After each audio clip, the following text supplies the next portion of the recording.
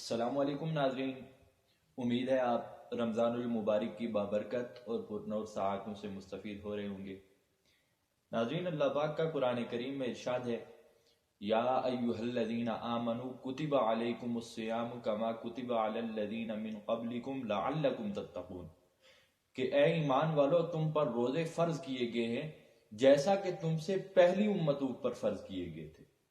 اور فرض کرنے کا مقصد کیا ہے، خلاصہ کیا ہے، فرض کیوں کیے گئے؟ اس کے لیے اللہ پاک نے ارشاد فرما دیا لعلکم تتقون، تاکہ تم متقی بن جاؤ۔ یعنی کہ روزے کی فرضیت کا اصل جو مقصد ہے وہ متقی بن جانا ہے، انسان جھوٹ سے بچ جائے، غیبت سے بچ جائے، اس طرح اور جو بھی بہت ساری بیماریاں ہیں انسان اس سے بچ جائے۔ لیکن اگر رمضان المبارک گزر جانے کے بعد ہم متقی بن جاتے ہیں پھر تو یہ مقصد پورا ہو جاتا ہے۔ لیکن اگر ہم متقی نہیں بنتے تو پھر ہمیں محاسبے کی ضرورت ہے کہ ہمیں کسی چیز کی کمی ہے، کیوں ہم متقی نہیں بن رہے، ہم میں کیا کمزوری ہے کہ رمضان المبارک یعنی جس کا اصل مقصد ہی تقویٰ ہے، روزے رکھنے کا اصل مقصد ہی تقویٰ ہے، اگر روزے رکھنے کے بعد بھی اصل مقصد کو پورا نہیں کر پاتے تو اس کی کوئی نہ کوئی وجہ ہے۔ یا تو ہم روزوں کا صحیح طریقے سے ان کا حق نہیں ادا کر رہے، یا ہم اسے ایک کھیل تماشا سمجھ رہے ہیں اور اسے آباء و اجداد کی ایک رسم سمجھتے ہوئے اسے گزار لیتے ہیں۔ روزہ کو پیاس برداشت کرتا ہے انسان روزہ رکھ کے، اسی طرح روزہ آنکھ کا بھی روزہ ہوتا ہے، روزے کا اثر زبان پر بھی ہوتا ہے۔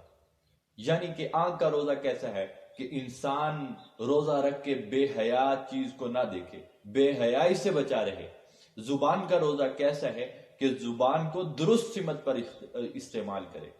انسان بھوک و پیاس سے تو بچا ہے لیکن زبان کو لغویات میں، فضولیات میں استعمال کر رہا ہے۔